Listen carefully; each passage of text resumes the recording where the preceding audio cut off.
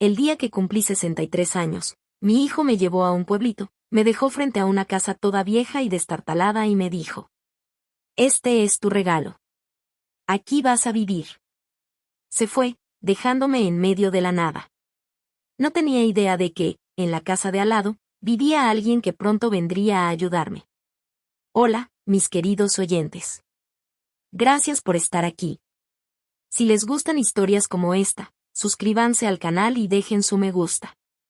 Siempre me interesa saber desde qué ciudad o país me escuchan, así que no duden en escribirlo en los comentarios. Ahora pónganse cómodos y disfruten de la historia. En mi vida, hasta hace poco, no había habido muchos acontecimientos dignos de contarse. Siempre viví tranquila, sin llamar la atención. Incluso en mi propio departamento que mi difunto esposo y yo recibimos allá en tiempos de la Unión Soviética, con los años me fui convirtiendo en una sombra, en un mueble que ocupa espacio pero que ya nadie nota. Durante los últimos 10 años, ese departamento dejó de ser mío para convertirse en el hogar de la vida joven de mi hijo Gena y su esposa Zlata. Yo ocupaba el cuartito más pequeño, que antes había sido la bodega. Mis libros, las fotos de mi esposo, el sillón viejo donde él leía el periódico, poco a poco todo fue a dar a ese rincón, para dejar espacio a un departamento moderno, luminoso y vacío, justo como le gustaba a Zlata. Yo nunca discutí. ¿Para qué? Lo importante era que mi hijo estuviera a gusto. Todas mis mañanas empezaban igual, me levantaba antes que todos, a las 6 en punto, para no hacer ruido y dejar que los jóvenes durmieran. Caminaba de puntitas hasta la cocina, ponía la olla para cocerle la avena a Gena y preparaba 2 tés distintos, uno más fuerte para él, de esos caros con pétalos y hierbas exóticas que me irritaban la garganta. Y para mí uno simple, negro, que me tomaba en mi cuarto para no estorbar. Mi pensión, hasta el último centavo, iba al fondo común. «Mamá, ¿para qué quieres dinero?», decía Gena, volteando la mirada. «Todo lo compramos juntos». Y yo aceptaba. ¿Para qué lo quería? Usaba ropa vieja, casi no salía, solo a la tienda o a la farmacia. Mis deseos se habían secado, reducidos a uno solo, ver feliz a mi hijo. Recuerdo cuando Zlata necesitó urgentemente una nueva chamarra de piel. Le di todos mis ahorros, que estaba juntando para una operación de la vista. «Mamita, ¿tú entiendes?», me dijo, abrazándome por los hombros. «En el trabajo de Gena todos son muy de alto nivel, tengo que verme a la altura. Es importante para su carrera». Y Gena me miró agradecido. Yo le di el dinero y luego empecé a comprarme lentes más fuertes para leer. Mi opinión no valía en esa casa. Si decía que la sopa estaba salada, Zlata fruncía la boca y me respondía: «Mamá, tus papilas gustativas ya no son las de antes». Si trataba de dar un consejo basado en mi experiencia, mi hijo me cortaba con suavidad: «Mamá, ahora las cosas son diferentes. Nosotros sabremos qué hacer». Y así lo hacían, yo era solo una función, la cocinera, la que limpiaba, el cajero automático sin intereses. La presencia invisible, útil pero no indispensable. A veces, por las noches, sentada en mi sillón, miraba la foto de mi esposo y le preguntaba: «Pasa, criamos bien a nuestro hijo, ¿verdad? Es un buen muchacho, es solo que la vida ahora es distinta». Él, en la foto, guardaba silencio, y yo me convencía de que estaba haciendo lo correcto. Porque una madre debe sacrificarse por su hijo. ¿O no? Y así llegó mi cumpleaños número 63. Como siempre, no esperaba nada. Tal vez un ramo de asters, que tanto me gustaban, o una cajita de chocolates inspiración. Por la mañana, Zlata estuvo curiosamente cariñosa. Incluso me abrazó y canturreó: «Mamita, feliz cumpleaños. Gena y yo te preparamos un regalo, te va a encantar». Lo confieso, me derretí. Algo cálido despertó dentro de mí, esa sensación olvidada de esperar un milagro. Gena también estaba raro, mirando el reloj a cada rato. «Prepárate», mamá me dijo. «Vamos por tu regalo». Me puse mi mejor vestido, el único sin usar, rosado con pequeñas flores azules. En el espejo, una mujer mayor me devolvía la mirada con ojos cansados, pero, por alguna razón, felices. Nos subimos al coche. Zlata se quedó en casa, diciendo que le dolía la cabeza. Vayan sin mí, dijo con un gesto. Luego me cuentan. Manejamos por mucho rato. Primero las calles de la ciudad, luego carreteras rodeadas de campo. Después, praderas tristes y arbolitos dispersos. Al principio le pregunté a Jenna a dónde íbamos, pero él respondía con monosílabos, sin verme. Es sorpresa, mamá. Ya verás. Poco a poco me empezó a entrar una inquietud. Esa carretera no llevaba a ningún balneario, ni a una casa de descanso, ni a ningún lugar para celebrar un cumpleaños. Nos internábamos en lo más aislado. Finalmente, entramos a un camino de terracería lleno de hoyos. El carro brincaba tanto que me castañaban los dientes. Todo alrededor eran campos abandonados, llenos de maleza, y postes de luz inclinados. Y entonces, apareció el pueblo. O más bien, lo que quedaba de él, unas cuantas casas hundidas en la tierra, ennegrecidas por el tiempo. No se veía un alma. Jenna se detuvo frente al edificio más feo de todos. Ni siquiera parecía una casa, más bien un granero con el techo medio caído y las ventanas tapadas con tablas. A su alrededor, ortigas tan altas como una persona y una cerca podrida que apenas se sostenía. Ya llegamos, dijo con voz apagada, apagando el motor. Yo guardé silencio. No entendía. Esto no podía ser real. Tenía que ser un error o una broma muy cruel. Jenna bajó del coche, abrió la cajuela y sacó mi vieja maleta, la misma que había llevado al rancho hace como 20 años. Dentro había un cambio de ropa interior, una bata y una pastilla de jabón. Puso la maleta en el suelo, junto a un montón de bardanas, y dijo: Aquí está, mamá. Me señaló la ruina. Este es tu regalo. Con Zlata te compramos tu propia casa, al aire libre. Vas a vivir aquí, te va a hacer bien. Sus palabras cayeron en el silencio espeso como piedras en un pozo profundo. Lo miré a mi hijo, y no lo reconocí. Su cara se veía extraña, sus ojos vacíos, como de vidrio. No había enojo ni compasión en ellos, solo cansancio y fastidio. Jenna, susurré, y sentí que mi voz no me obedecía. ¿Qué es esto? ¿Por qué? Ándale, mamá, no empieces, dijo con un gesto de incomodidad. Decidimos que así va a ser mejor para todos. Tú necesitas un descanso del ruido de la ciudad, y nosotros necesitamos nuestro propio espacio. Zlata está embarazada. Lanzó esas últimas palabras como si fueran una carta ganadora, una excusa para todo. Ni siquiera me miró. Tenía prisa. Se subió al coche y azotó la puerta. Yo me quedé parada en medio del camino, viéndolo a través del parabrisas. Encendió el motor. Y justo en ese momento, cuando el rugido del motor rompió el silencio muerto del pueblo, algo pasó dentro de mí. No fue rabia, ni dolor, ni desesperación. Fue otra cosa. Como si, allá en lo más hondo del pecho donde durante tantos años solo había vivido un amor tibio y que todo lo perdonaba, algo hiciera un ruido seco, claro, como el giro de una llave vieja en una cerradura oxidada. Un clic, y el calor se volvió hielo. Un hielo puro, cortante. El coche arrancó levantando una nube de polvo. No lloré, no le grité que se detuviera. Solo lo vi alejarse, como la parte plateada del carro se hacía más pequeña, hasta convertirse en un punto y desaparecer detrás de la curva. El polvo se fue asentando despacio. El olor a gasolina se esfumó. Solo quedábamos yo, mi maleta vieja y esa casa muerta al borde de un pueblo muerto, envueltas en un silencio absoluto. Y en ese silencio, por primera vez en muchos años, me escuché a mí misma.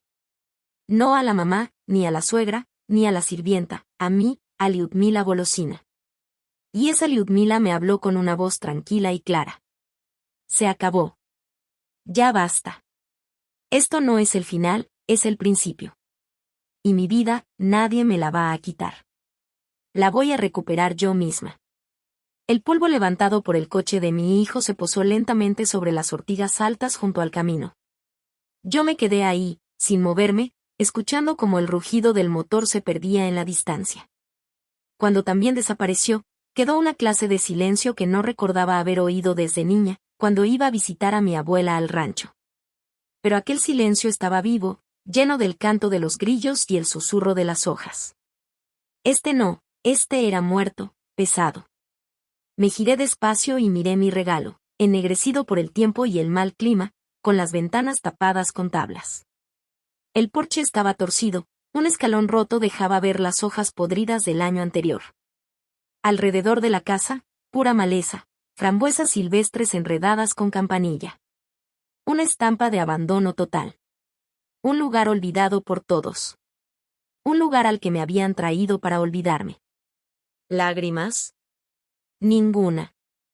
Por dentro estaba seca como un desierto. Ese clic helado en el pecho congeló todo lo que podría haber salido en un llanto amargo. La desesperación se había quedado atrás, en esa vida pasada, en ese coche que se llevó a mi hijo. Aquí, en esta tierra olvidada, solo estaba yo, y una claridad fría y cortante en la cabeza. Caminé hacia el porche, esquivando de forma automática el escalón podrido, y puse mi maleta en el único rincón que todavía se sostenía. Recorrí con la mirada toda esa miseria, pero mi mente ya estaba lejos, muy lejos, en mi departamento luminoso y limpio, de 3 cuartos, allá en la avenida Prospect Mira. Ese mismo departamento donde, seguramente, Zlata ya anda viendo de qué color va a poner las cortinas en lo que antes era mi cuarto. Mi cuarto.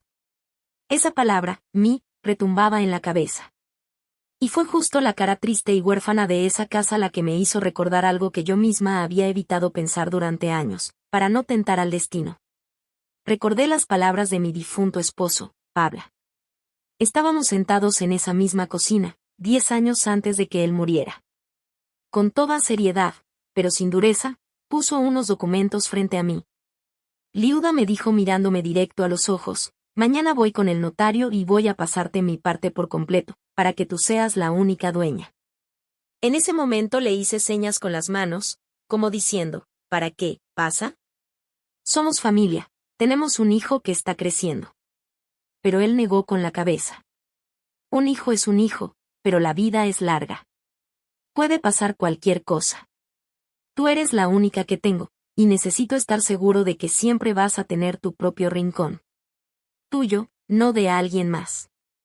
En ese entonces no le di tanta importancia, pero hice lo que me pidió. Y, después de su muerte, todos los papeles quedaron a mi nombre, Lyudmila Petrovna Volosina, única y total propietaria. Gena nunca lo supo. Él estaba convencido de que el departamento era una herencia común que, tarde o temprano, pasaría a sus manos. Yo jamás intenté desengañarlo. ¿Para qué? Me parecía una bajeza, como si desconfiara de mi propio hijo. Qué equivocada estaba. Entonces me vino otro recuerdo, todavía más importante. Hace unos 5 años recibí una notificación de herencia. Mi prima segunda, que vivía en Saratov a la que solo había visto una vez, de niña, había muerto. Vivía sola, sin hijos, y me dejó su modesto departamento de una recámara. Fui, hice todos los trámites y lo vendí sin regatear, al primer precio que me ofrecieron. Deposité todo ese dinero en una cuenta de ahorro separada en el banco. No le dije ni una palabra a Gena ni a Zlata.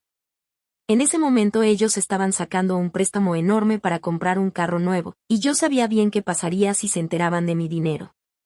No es que me lo fueran a robar, simplemente se desharía entre necesidades urgentes, estatus y futuro, como se había desvanecido mi pensión, mis ahorros de años y hasta mi salud. Me quedé callada no por avaricia, sino por puro instinto de supervivencia, ese que yo creía que ya se me había atrofiado. Esa cuenta era mi reserva de emergencia, mi última línea de defensa. Nadie sabía de ella. Estos pensamientos no pasaron por mi mente como imágenes borrosas, sino como hechos claros y distintos. Era como si alguien hubiera encendido la luz en un cuarto oscuro y yo, de pronto, viera todas las herramientas que tenía. Abrí mi maleta. Al parecer, Gena la había empacado a toda prisa, una bata de toalla vieja, pantuflas, toallas, un pedazo de jabón de lavandería. Y, al fondo, entre esas cosas simples, estaba mi salvación, un teléfono viejito de botones, de esos que Zlata llamaba con desprecio celular de abuelita. Me lo habían comprado hace unos años para que estuviera comunicada. El más básico, sin internet ni funciones extra. Lo que ellos no sabían era que en su memoria tenía guardados números que ahora eran lo más importante para mí en el mundo. Presioné un botón, la batería estaba casi llena. Siempre lo mantenía cargado, por costumbre. Pero en la pantalla no había señal. El corazón, que hasta ese momento había latido parejo y frío, se me hundió por un instante. ¿Y si todo era en vano? Miré alrededor. El pueblo estaba en una hondonada, tenía que subir a un lugar más alto. Sin pensarlo 2 veces, tomé un sendero cubierto de maleza, alejándome de la casa y subiendo por la ladera de un pequeño cerro. Las piernas se me enredaban entre bardanas, las ramas me golpeaban la cara, pero no me importaba. Caminaba mirando la pantalla del teléfono, como si fuera una brújula. Y entonces, allá en lo más alto del cerro, donde crecía solitaria una birch torcida, aparecieron 2 débiles rayitas de señal. Suficiente. Busqué en la libreta el número de Anatoly Borisovich. Anatoly, gerente de un banco, de la misma edad que mi Pavel. Me conocía desde que mi esposo y yo abrimos nuestro primer depósito. Presioné llamar. Los tonos eran largos, pesados. Bueno, sonó en el auricular esa voz conocida, un poco cansada. Anatoly Borisovich, buenas tardes. Habla Volosina Lyudmila Petrovna. Mi voz salió pareja, sin un solo temblor. Me sorprendí a mí misma. Lyudmila Petrovna, buenas tardes. ¿En qué puedo ayudarla? Había sorpresa en su tono. Hacía años que no lo llamaba directamente. Necesito que haga unas gestiones urgentes. Ahora mismo, si es posible. La escucho. Primero, bloquéeme todas las cartas poder y cualquier acceso a mis cuentas que estén a nombre de mi hijo, Volosin Gennady Pavlovich. Todas, sin excepción. Hubo una pausa al otro lado. ¿Está segura, Lyudmila Petrovna? Completamente, contesté seca. Segundo, toda mi pensión que ahorita se deposita en la tarjeta compartida, pásela de inmediato a mi cuenta personal de ahorros, la que abrí hace 5 años, ¿recuerda? Sí, claro que me acuerdo. Se hará. Y tercero, ciérrele por completo el acceso para consultar el saldo de mis depósitos. Quiero aislamiento financiero total. Cualquier operación, solo con mi confirmación personal. ¿Personal? Entiendo, Lyudmila Petrovna. Todo quedará listo en 1 hora. Gracias, Anatoly Borisovich. Que esté bien. Colgué. La primera parte del plan estaba en marcha. Ahora la segunda. Busqué otro número. Sergei Valerievich, abogado. Me había ayudado con la herencia de mi tía. Joven, inteligente, muy meticuloso. Contestó casi al instante. Sergei Valerievich, buenas tardes. Habla Lyudmila Volosina. Trabajamos juntas con el departamento de Saratov. Claro que la recuerdo, Lyudmila Petrovna. Buenas tardes. ¿Pasó algo? Pasó, respondí con calma. Necesito su ayuda. Es sobre mi departamento en la avenida Mira. Quiero dejar por escrito mi propiedad única y absoluta, y preparar documentos que impidan cualquier intento de reclamación por parte de terceros, incluyendo a mi hijo. Hubo un breve silencio mientras procesaba la información. Entiendo, quiere blindar completamente su propiedad. Muy bien. Mándeme copia de su pasaporte y de los documentos de propiedad, y empezaré. También puedo preparar un aviso formal, si es necesario. No puedo enviarlo ahora. Estoy fuera de la ciudad y no tengo los papeles conmigo, siguen en el departamento. ¿Pero puede empezar a hacer solicitudes al registro, levantar expedientes? Sí, claro, puedo empezar de inmediato. Puede contar conmigo, Lyudmila Petrovna. Cuento con usted. Gracias. Guardé el teléfono. El frío en mi pecho seguía ahí, pero ya no era un frío de parálisis, sino de acero, una herramienta lista para usarse. Bajé del cerro rumbo a la casa, y ahora la veía distinta. Ya no me parecía una tumba, sino un cuartel temporal, un lugar tranquilo y apartado desde donde libraría mi guerra sin sangre. Y mientras tanto, estaba segura de que en mi departamento, en mi sala, mi hijo y su esposa estarían brindando con champaña, comentando lo astutos que habían sido. Por fin nos libramos de la vieja, diría Zlata, dando un sorbo. Ahora sí podremos empezar la remodelación y vivir como se debe. Celebraban su victoria, sin saber que acababan de perder la guerra, una guerra que ni siquiera sabían que había empezado. Me quedé en el umbral de mi nuevo refugio temporal. Por primera vez en muchos años, respiré hondo. Y aunque el aire olía a humedad y podredumbre, me supo limpio. Era aire de libertad.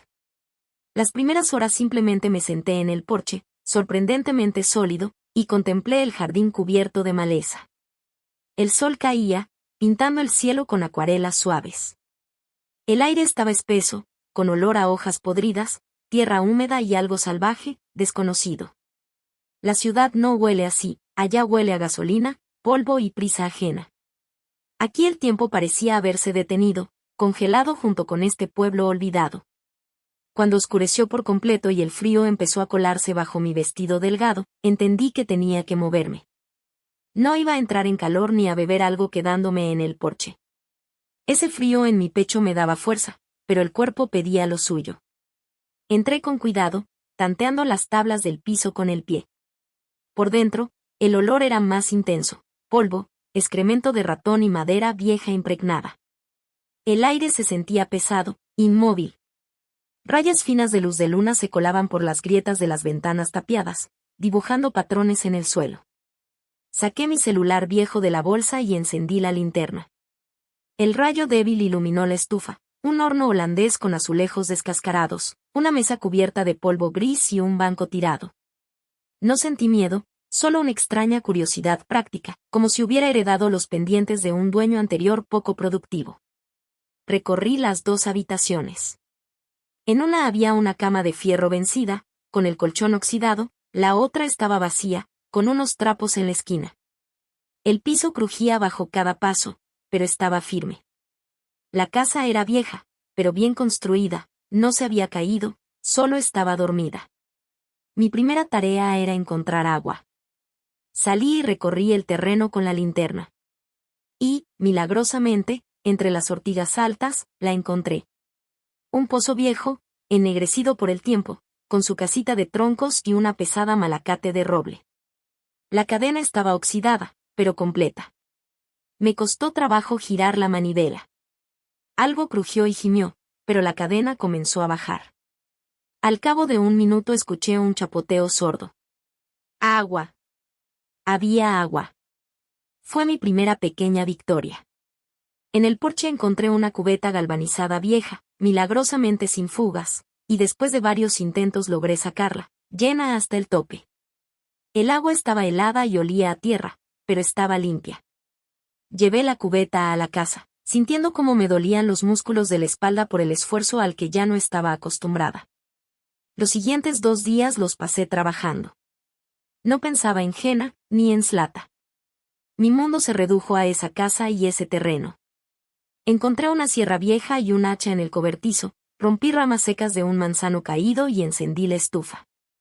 Al principio el humo se metía en la cabaña, pero luego la chimenea se calentó y el tiro se hizo parejo, llenando la casa con un calor vivo. Di con unos periódicos viejos y unos trapos, limpié la mesa y el piso de una habitación. El agua después de trapear salió negra.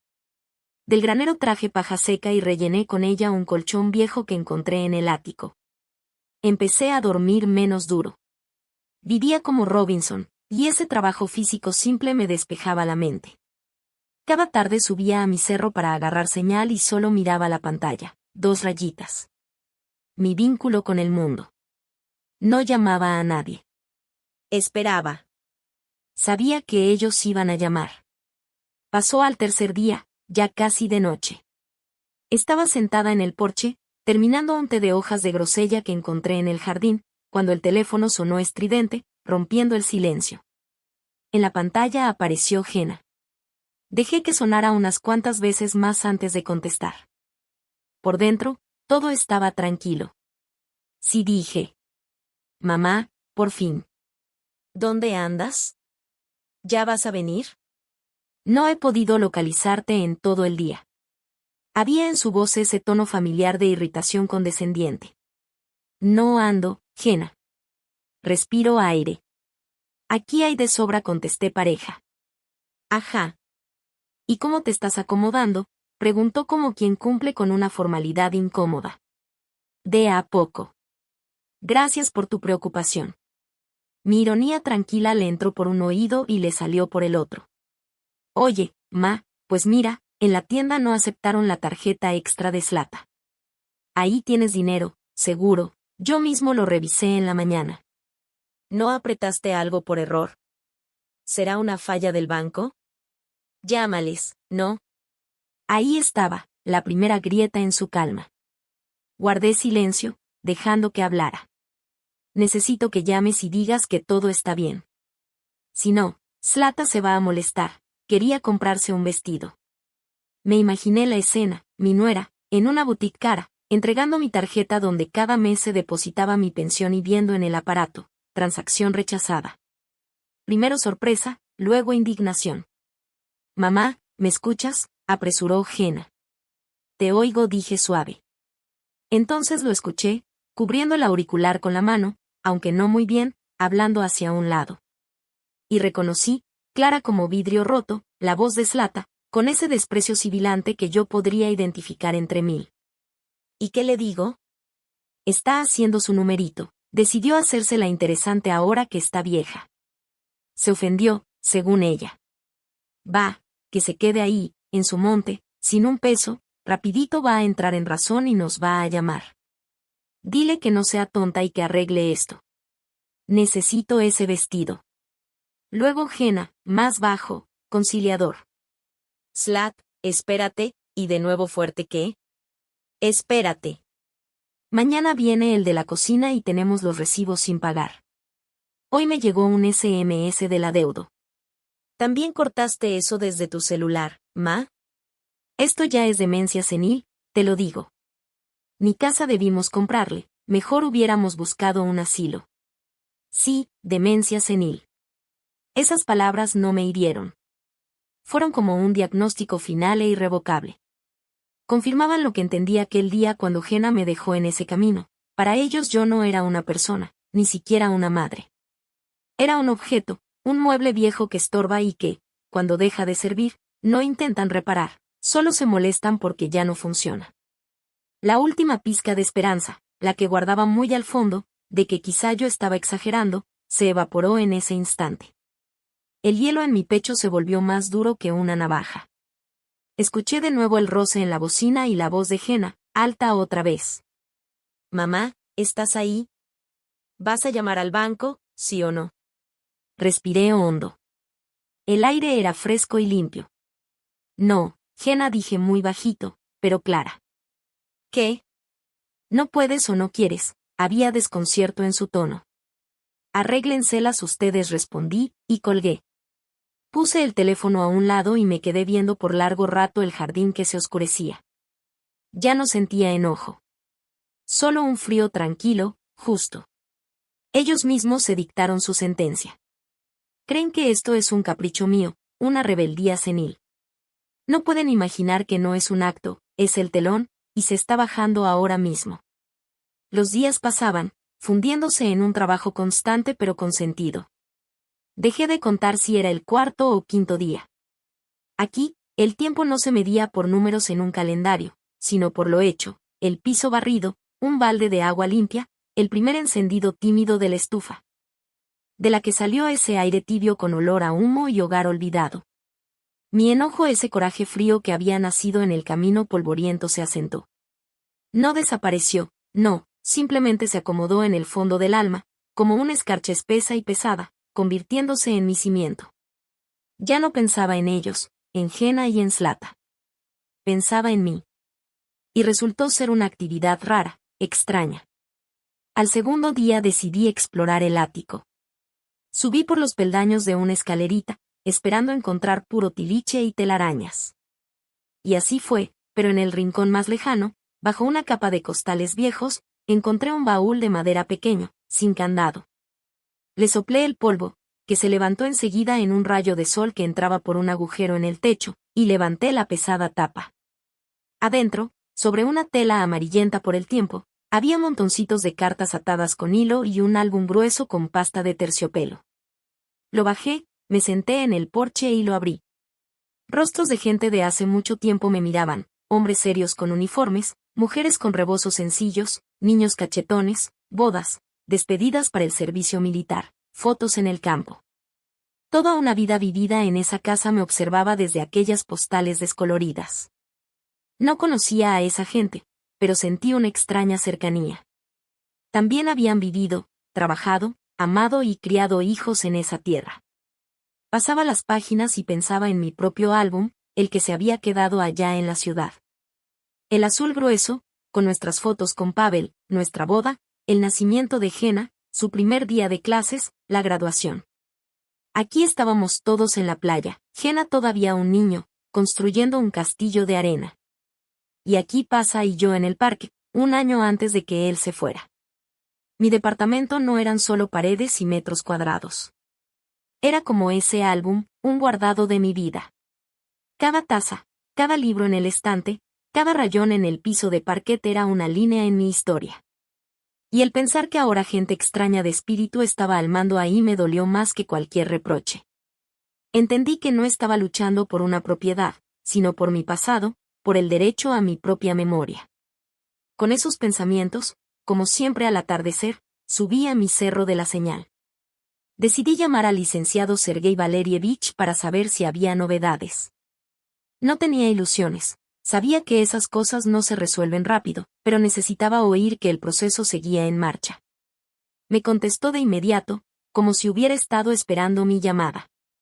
Pero su voz ya no sonaba tan animada como la vez pasada, ahora estaba tensa. Buenas tardes, Lyudmila Petrovna, qué bueno que llamó. Justo iba a buscarla. ¿Pasa algo, licenciado?, pregunté, y mi corazón, que hasta entonces latía parejo, dio un salto de inquietud. Digamos que hay ciertas dificultades, escogía bien sus palabras. Hice las averiguaciones preliminares, ¿cómo quedamos? Su propiedad en la avenida Prospect Mira no tiene discusión. Usted es la única dueña, todo está en regla. Entonces, ¿cuál es el problema?, pregunté, impaciente. Hubo un silencio. Lyudmila Petrovna, su departamento tiene un gravamen. La palabra me era desconocida. ¿Qué significa eso? Significa que su propiedad tiene restricciones. No se puede vender, donar ni hacer ningún trámite con ella hasta que se levante ese gravamen. ¿Qué gravamen? ¿De dónde salió? El frío volvió, pero ahora era distinto, punzante, nervioso. Y entonces el abogado soltó la frase que partió mi mundo en un antes y un después. La dijo quedito, casi como algo cotidiano, pero para mí sonó como un estallido. Su departamento está en garantía de un banco comercial. Se firmó un contrato de préstamo por una suma muy grande. Me quedé callada. No podía respirar, el aire se atoró en mi garganta. ¿En garantía? ¿Un préstamo? ¿Cómo? ¿Cuándo? Fue lo único que pude articular. El contrato se firmó hace 8 meses, respondió Sergei Valerievich. 8 meses. En mi cabeza apareció la imagen de inmediato, el invierno pasado. Yo estaba muy enferma, con neumonía. Pasé 2 semanas en cama con fiebre alta, casi delirando. Jena trabajaba, y Zlata era la que me cuidaba. Muy atenta, me traía calditos, me cambiaba las compresas, iba a la farmacia, y siempre andaba con unos papeles. Mami, llegaron unos documentos de Hacienda. Hay que firmarlos antes de que se venza el plazo. No te levantes, yo te los traigo. Mami, es solo una constancia para Seca, pura formalidad. Fírmame aquí. La recuerdo acercándome las hojas, sosteniéndolas. Yo apenas podía enfocar lo que estaba escrito. Las letras se me nublaban frente a los ojos por la debilidad y el calor.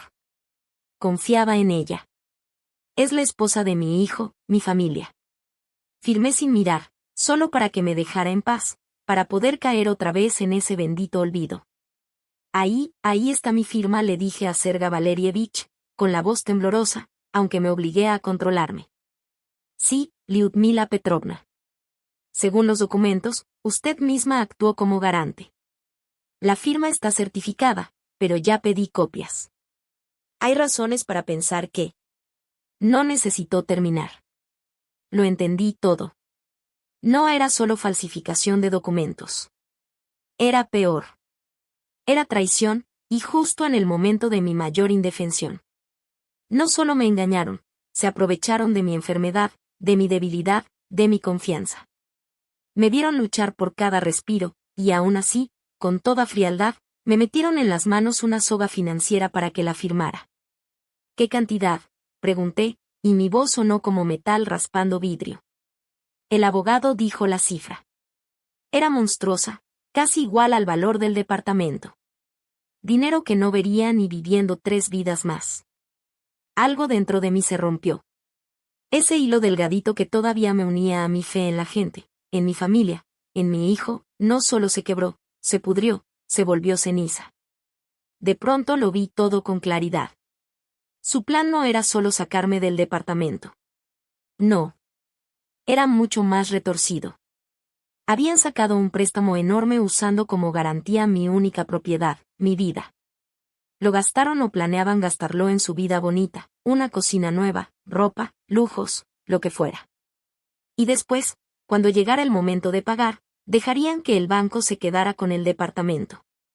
A mí, me habrían sacado antes de ahí, escondido en este rincón perdido para que no estorbara, para que no me enterara de nada hasta que fuera demasiado tarde. Esta casa en ruinas no era un regalo. Era mi trampa. El lugar donde debía desaparecer en silencio, mientras ellos se comían las sobras de mi vida. Toda la amargura, el resentimiento de madre, las dudas, todo se borró. Una ola de furia helada y justa me limpió por dentro. Ya no era enojo. Era esa fuerza que uno siente cuando mira al mal puro y sabe que debe detenerlo, no por venganza, sino por justicia, por la memoria de mi esposo que quiso protegerme, y por mí misma. Serga Valerievich, dije al teléfono, con la voz dura como el acero. Entiendo. Haga lo que sea necesario. Levante todos los documentos. Prepare las demandas. Vamos a pelear. Ya empecé, Lyudmila Petrovna. Estoy de su lado. Lo sé, contesté, y colgué. Bajé despacio de la colina. El sol ya se había ocultado, pero sentía que veía todo a mi alrededor con una claridad sobrehumana, cada brizna de pasto, cada piedra en el camino. El mundo seguía igual. Yo no. Antes solo quería recuperar lo mío. Ahora sabía que debía llegar hasta el final. Habían despertado algo en mí que ni yo sabía que tenía, y pronto se arrepentirían. La noticia del préstamo no me derrumbó. Me templó, como si me hubieran sumergido en agua helada y luego arrojado al fuego. Y no me quebré, me volví acero. Hasta ese momento creía que luchaba por mi pasado, por mi memoria, por justicia. Ahora entendía que estaba peleando por mi futuro, por el simple derecho a vivir. Los días siguientes pasaron como en un borrón, pero no era neblina de desesperanza, sino de concentración total. Dejé de notar las incomodidades diarias, la cama que rechinaba, el agua fría, la comida escasa de las viejas conservas que encontré en la bodega. Todo eso se volvió secundario. Mi cuerpo se movía solo, haciendo lo necesario, mientras mi mente trabajaba clara y precisa, como una máquina bien engrasada. Arreglé una habitación, la que tenía la estufa. La limpié a fondo. Del desván bajé una mesa de madera vieja y la lavé. Se volvió mi cuartel general. Todas las tardes subía a la colina y, más que una sesión de comunicación, era un consejo de guerra, yo y Serga Valerievich. Él era mis ojos y mis oídos allá en la ciudad, en esa vida que ya estaba muerta para mí. Lyudmila Petrovna, presentamos una denuncia en la fiscalía por fraude, me informó con su tono sereno y profesional. También mandé un aviso oficial al banco, con los certificados médicos que prueban su estado al momento de firmar. El banco está obligado a iniciar una investigación interna. Está bien, dije. ¿Y luego? Luego, esperamos. Las primeras balas ya salieron hacia el blanco. Usted haga lo suyo, el resto se irá dando. Y yo lo hice. Encontré una pala vieja en el cobertizo y empecé a limpiar un pedacito de tierra frente a la casa, arrancando las hierbas de raíz. El trabajo era duro, La tierra estaba apretada y las raíces iban hondo. Pero cada vez que arrancaba una, sentía que liberaba no solo el suelo, sino también mi alma. Arrancaba mi pasado, mi amor ciego, mi sacrificio. Dolía, pero era necesario. Y así, al quinto día después de la conversación sobre el préstamo, tronó la noticia. Esa tarde hablé como siempre con Serga Valerievich, pero su voz sonaba distinta. Tenía un matiz de triunfo contenido. Bueno, Lyudmila Petrovna empezó sin rodeos, se rompió el hielo. Esta mañana un mensajero entregó un paquete certificado en su dirección, una notificación para su hijo y su esposa. Me lo imaginé. Mañana. Ellos tomando café en mi cocina, platicando sobre de qué color mandar a hacer las puertas. Suena el timbre. El mensajero. Firman de recibido y abren sin cuidado el sobre grueso. ¿Qué decía la carta?, pregunté. Notificación oficial de mi parte como tu representante legal. Ahí se establece que tienes el derecho pleno y exclusivo sobre el departamento, y que cualquier intento de hacer tratos con él será detenido en tribunales. Y lo más importante, incluye un requerimiento para que en un plazo de 24 horas expliquen lo del contrato de préstamo que, alegamos, fue firmado de forma fraudulenta. Guardé silencio, escuchando cada palabra. Pero eso no es todo, continuó.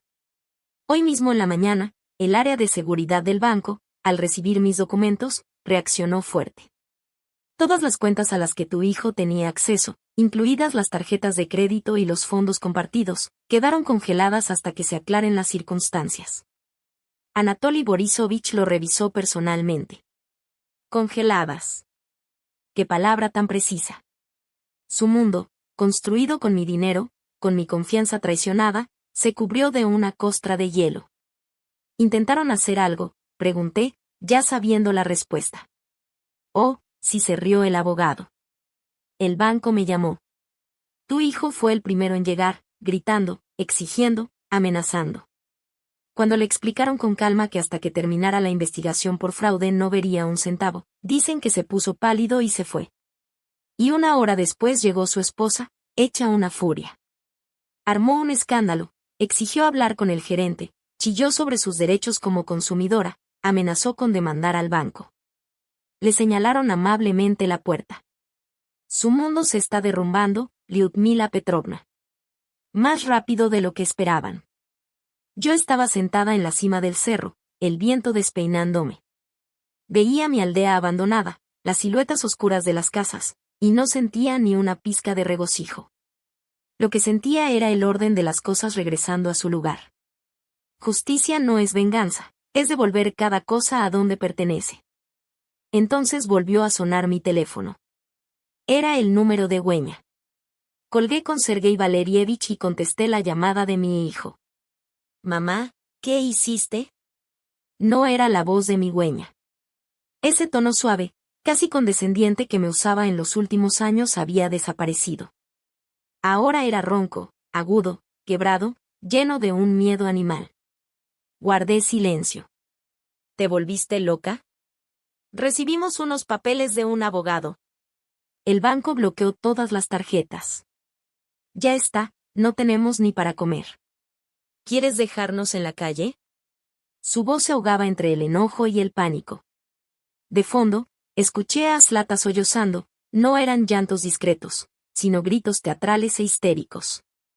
¿Entiendes lo que estás haciendo?, gritó. Zlata está mal, no puede alterarse. ¿Y tú decides arruinarnos la vida por tu demencia senil?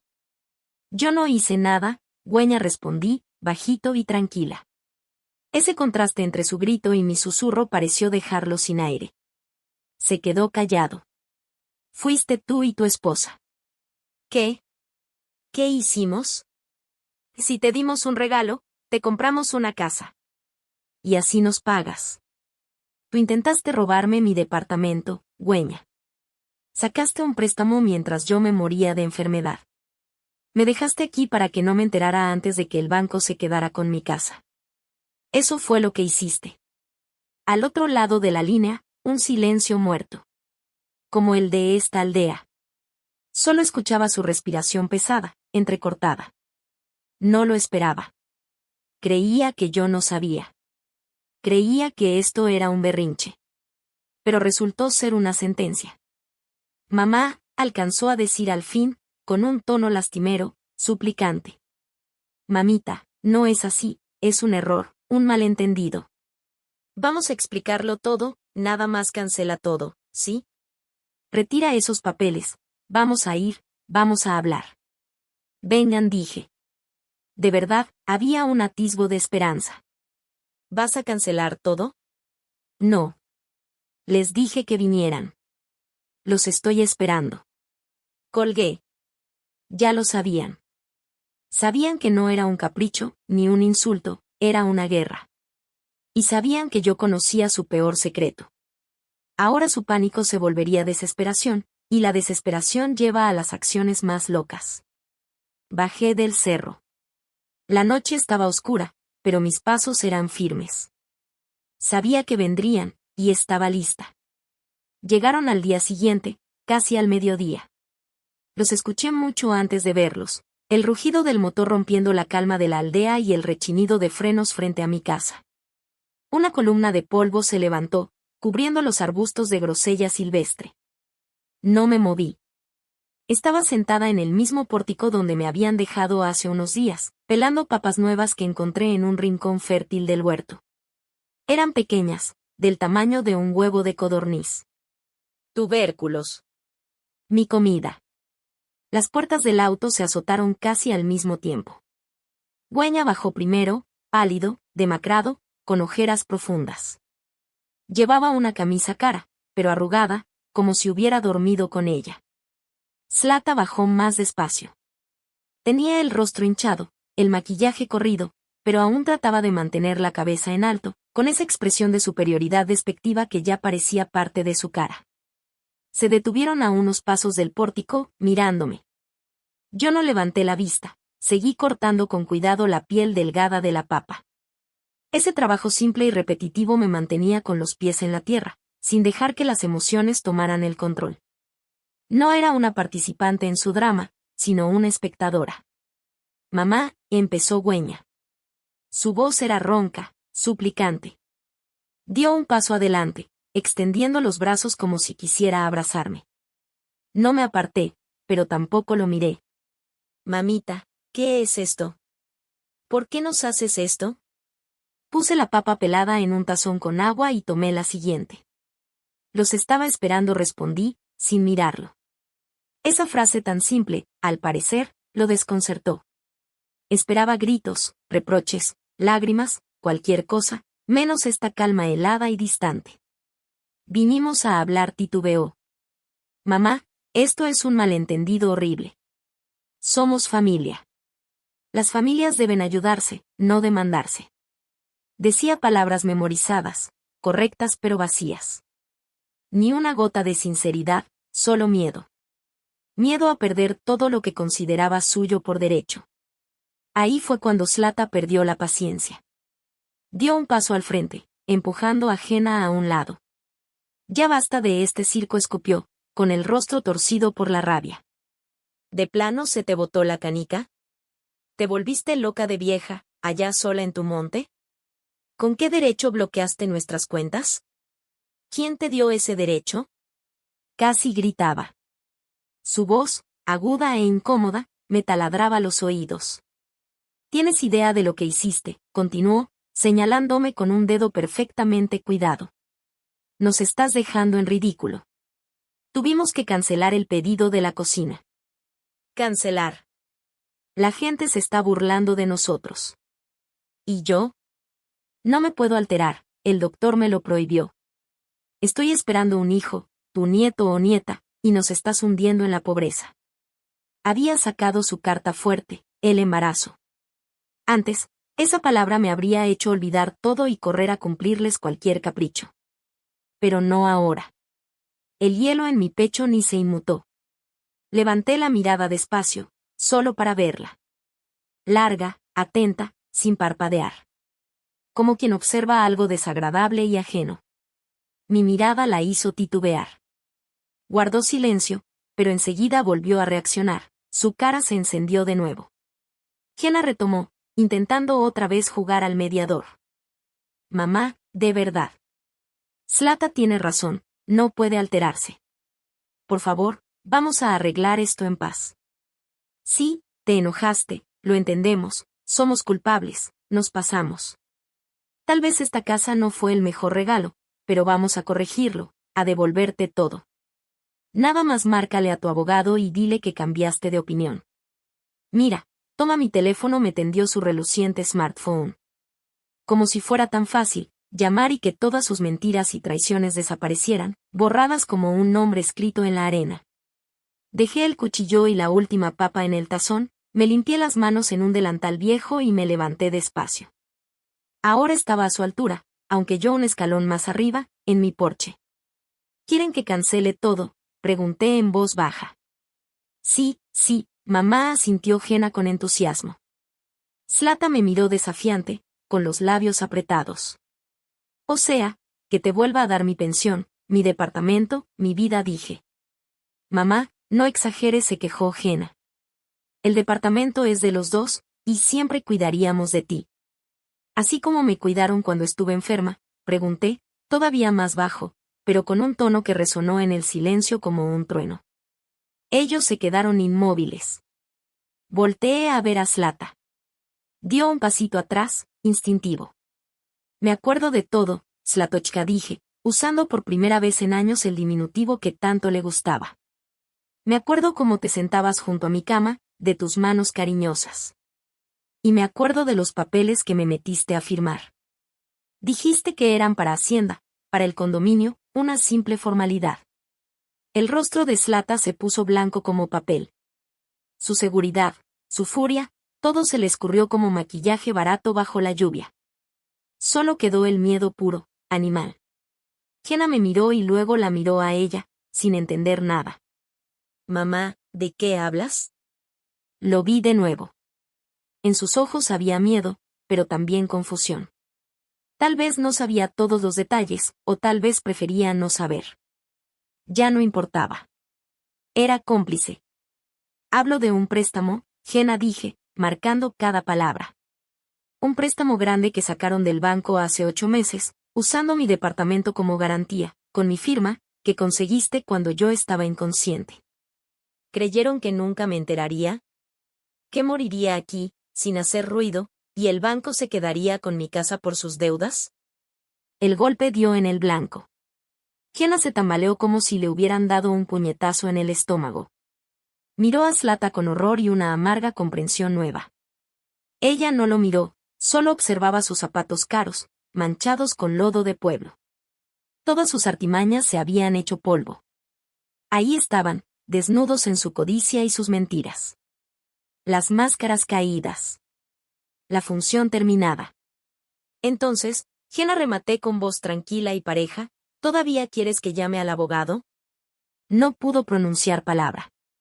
Abría y cerraba la boca como pez fuera del agua.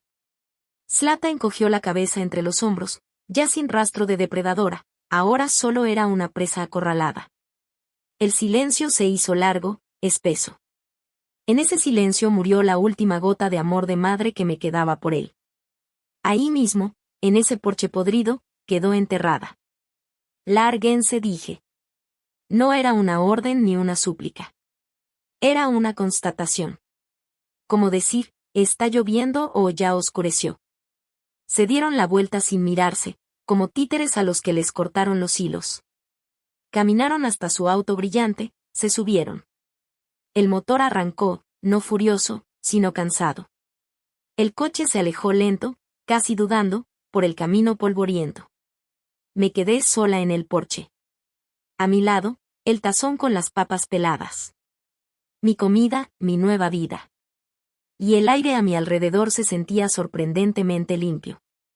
Después de que se fueron, quedó silencio, pero ya no era ese silencio muerto y aplastante del primer día. Era un silencio tranquilo, con dignidad. Puse a hervir las papas en la estufa. Me supieron como el mejor manjar del mundo. Comí despacio, sentada en mi mesa limpia, mirando por la ventana que por fin había podido desclavar y lavar. Afuera estaba mi jardín, cubierto de maleza, y entre ella vi unos cuantos arbustos de peonías que habían sobrevivido. Sus capullos, apretados y rojo oscuro, estaban a punto de abrirse. Pensé que con eso, ellos derrotados y exhibidos me dejarían en paz y tratarían, aunque fuera un poco, de limpiar lo que habían hecho. Pero otra vez los subestimé. Olvidé que un animal acorralado no busca arrepentirse, busca la manera de morder una última vez. Pasó como una semana. En ese tiempo alcancé a conocer a mi único vecino, o mejor dicho, él fue quien vino a presentarse. Una mañana, yo estaba jalando agua del pozo, cuando escuché una voz grave y tranquila detrás de mí. Ándele, vecina, yo le ayudo. Esto no es cosa de mujeres, darle vueltas a la manivela. Me volteé. Ahí estaba un hombre alto, delgado, de barba canosa y unos ojos azules increíblemente claros.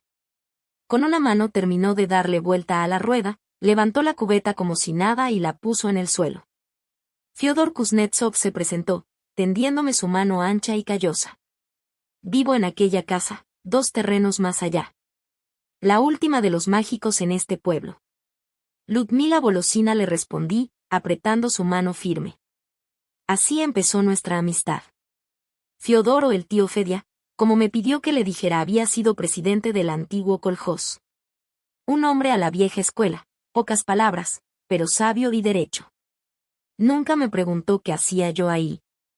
Simplemente lo entendió. Vio el carro caro que me trajo y se fue. Me vio sola, acomodándome como podía en una casa abandonada.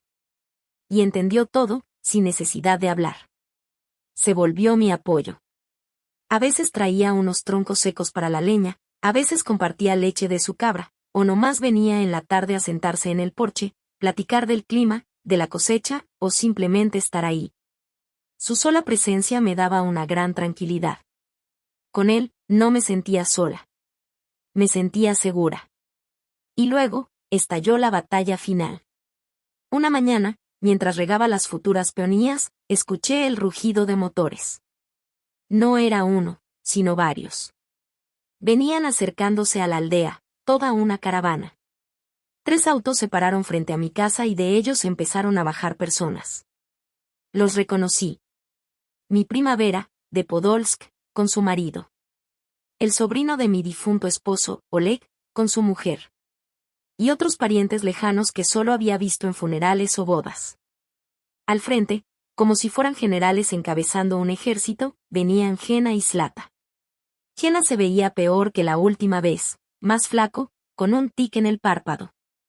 Zlata, en cambio, parecía transformada. Vestido oscuro, sin maquillaje, el cabello recogido en un chongo modesto. En su cara, una pena universal. Llevaba del brazo a Gena, como si estuviera a punto de desmayarse.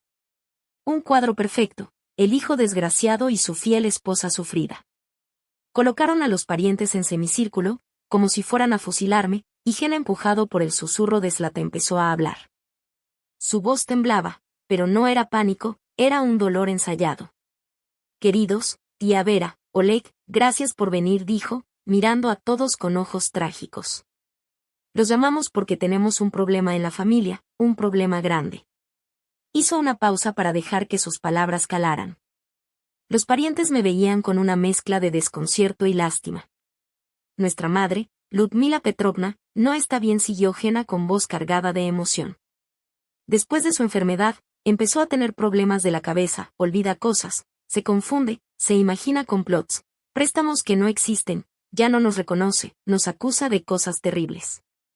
Yo, con la regadera en las manos, escuchaba aquel teatro absurdo.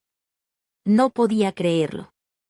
Querían declararme loca para quitarme todo, para que su fraude pareciera pura fantasía de mi mente enferma. Queríamos ayudarla, intervino Zlata, con esa voz de ángel doliente, secándose un ojo seco con la esquina del pañuelo. Buscamos los mejores doctores, la mejor clínica, y ella se escapó, encontró esta casa abandonada y se esconde aquí. Rechaza nuestra ayuda, bloqueó todas las cuentas para que no podamos pagar su tratamiento. Es un peligro para sí misma. Tenemos miedo de que se haga daño. La tía Vera, siempre tan compasiva, se llevó las manos al pecho. Viliudochka, mi vida. ¿Qué es esto? Vámonos a la ciudad, al hospital, hay que atenderte. Me miraban como si estuviera delirando, con lástima, con miedo, y con un toque de repulsión. En sus ojos ya estaba dictada mi sentencia. El plan de Henna y Zlata era endiabladamente simple y efectivo. ¿Quién le iba a creer a una mujer mayor, sola, viviendo entre ruinas, por encima de un joven respetable y su esposa embarazada que, supuestamente, se desvive por cuidarla? Yo me quedé callada. ¿Qué podía decir? Cualquier palabra mía, cualquier protesta, la tomarían como síntoma de la enfermedad. Mírenla, agresiva, reacciona mal. Y cuando ya sentía que todo estaba perdido, que había perdido esta última y más sucia batalla, escuché a mis espaldas el chirrido suave de la puerta del corral. «Se puede saber qué junta es esta», dijo una voz. Todos voltearon. Ahí estaba el tío Fedia, parado en el caminito. Vestía su ropa de trabajo de siempre, pero erguido como todo un general. Sus ojos azules, claros como el cielo, recorrieron a toda la delegación, se detuvieron en Henna y en Zlata y, al final, en mí. «¿Y usted quién es?», preguntó Zlata con tono altivo, mirándolo de arriba a abajo. «Yo. Soy el vecino», respondió tranquilo. «Kuznetsov Fyodor Ivanovich». «¿Y ustedes quiénes son? ¿Qué vienen en bola a asustar a una mujer?» «Somos familia», saltó Henna, alterado. «Y venimos a salvarla. Está mal de la cabeza». El tío Fedia se acercó despacio y se plantó a mi lado. No me miró, pero yo sentí su hombro firme junto al mío.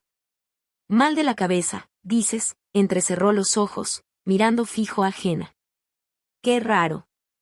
Yo llevo una semana tratando con la señora Lyudmila Petrovna y la veo completamente lúcida, clara y muy fuerte.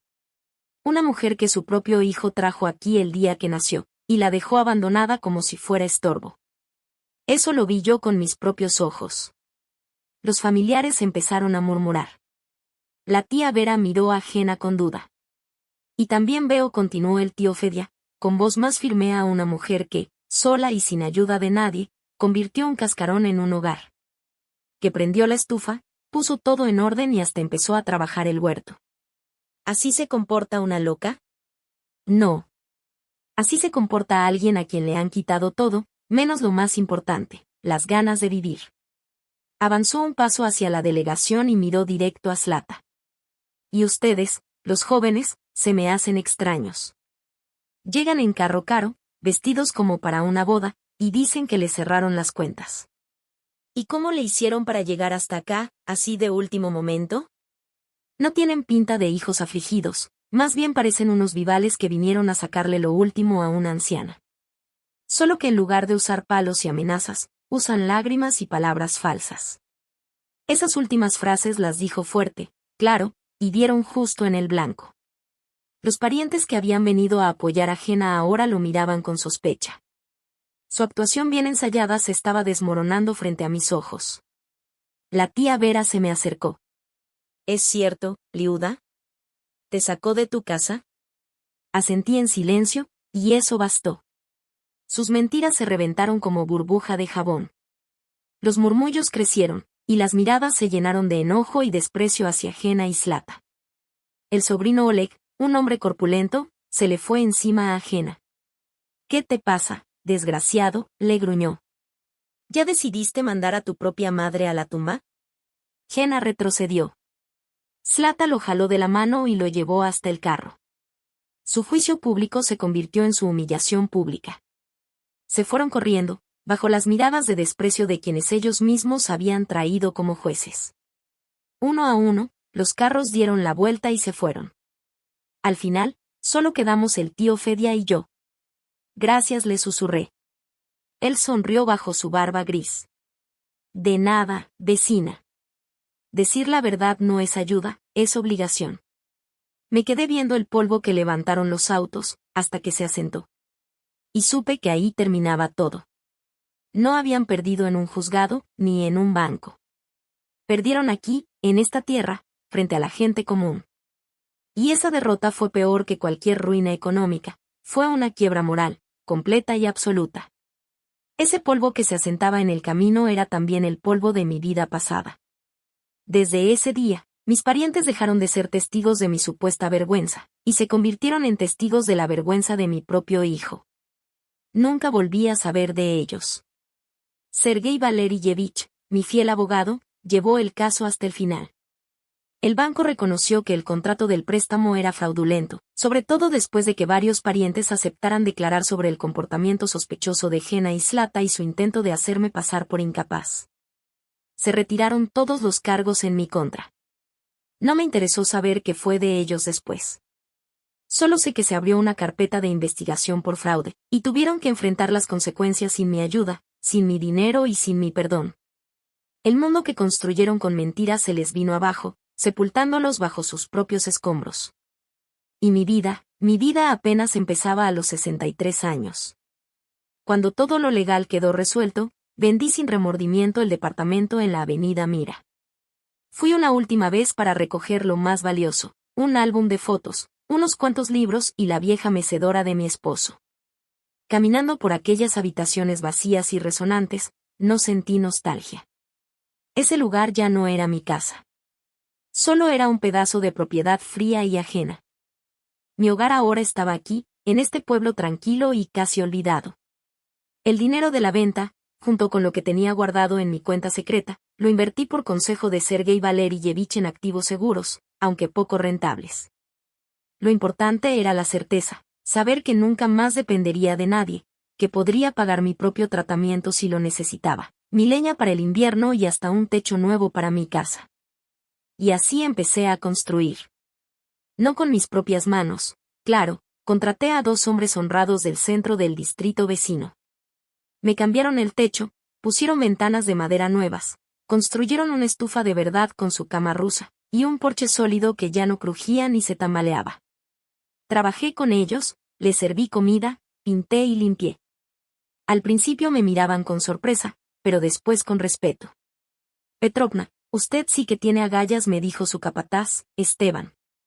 Ni todos los hombres tienen ese empuje. Yo nada más sonreí. Ni siquiera sabía que lo tenía. Toda mi vida pensé que era dócil y complaciente. Resultó que, dentro de mí, todo este tiempo había un núcleo firme. Lo que pasaba es que nunca me habían dejado sacarlo a relucir. La casa se transformaba ante nuestros ojos.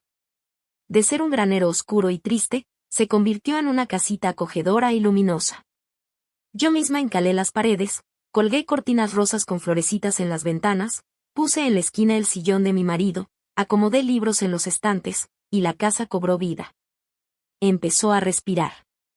En primavera me puse a trabajar en el jardín. El tío Fede me ayudó a arrancar árboles enfermos y a sembrar hortalizas. Por primera vez en mi vida sembré papas, zanahorias y cebollas, y cuidé cada brote como si fuera un niño pequeño. La tierra, al sentir el cuidado, me respondió con una generosidad increíble. Mis peonías, esas que vi el primer día, se convirtieron en un arbusto enorme y florecieron tan hermosas que me dejaron sin aliento. Recordé cómo mi abuela me enseñó a bordar cuando era niña. Encontré un aro para bordar en un baúl viejo, compré hilo y manta en la ciudad, y por las noches, sentada junto a la estufa caliente, me puse a bordar. Diseños sencillos, flores, pajaritos, adornos. Mis manos, al parecer, lo recordaban bien. Ese trabajo monótono me tranquilizaba y acomodaba mis pensamientos. Ya no le hablaba a la foto de mi esposo. Sentía que él estaba ahí y que estaría orgulloso de mí. Con el tío Fede nos volvimos verdaderos amigos. No nos metíamos en el alma del otro, pero nos entendíamos sin palabras. Por las tardes él venía seguido a tomar té de hierbas conmigo, de las que recogíamos juntos en el monte. Nos sentábamos en mi nuevo porche, tomando té en tazas de barro y guardando silencio mientras mirábamos el atardecer. Ese silencio decía más que todas las conversaciones que tuve en los últimos 10 años. A veces pensaba en mi hijo, pero ya no había dolor ni rencor. Era compasión, como hacia un extraño perdido. Yo lo crié, le di todo lo que pude, pero no logré darle lo que no tenía, conciencia. Y eso no era mi culpa, fue su decisión. Lo dejé ir, cortando mentalmente el último hilo que me unía a él. Ya no era mi deber, ni mi dolor, ni mi responsabilidad. Era solo un hombre que alguna vez fue mi hijo. Ahora tengo 65 años. Estoy sentada en mi porche con una taza de té caliente hecho con hierbas de mi jardín. El sol se pone detrás del bosque, pintando el cielo de colores increíbles. El aire huele a pasto recién cortado y a flores. En la estufa la leña cruje cálida. Sobre mis rodillas ronronea un gatito callejero al que llamé Vasca. Miro mis manos, ásperas por el trabajo en el jardín y con las uñas sin el cuidado de antes. Pero son las manos de una persona viva. Una persona que construye su propia vida. A veces pienso que debería agradecerle a Jena y a Zlata. Si no fuera por su crueldad, habría terminado mis días como una sombra en la vida de alguien más. Nunca habría descubierto de lo que soy capaz. Nunca habría conocido al tío Fede. Nunca habría visto florecer esas peonías ni probado el agua de mi propio pozo. Ellos quisieron enterrarme, pero en lugar de eso me dieron la vida de verdad. Tomo un sorbo de té. Es fuerte, aromático, vivo. Y pienso que la dignidad no es algo que otros te dan. No es su respeto ni su reconocimiento. La dignidad es algo que encuentras dentro de ti. Algo que recuperas del miedo, del rencor, de la desesperación. Eso que te devuelves cuando parece que todo está perdido. Y esa es una victoria callada, pero ganada con esfuerzo. Esa es la verdadera felicidad. Esa es la verdadera libertad.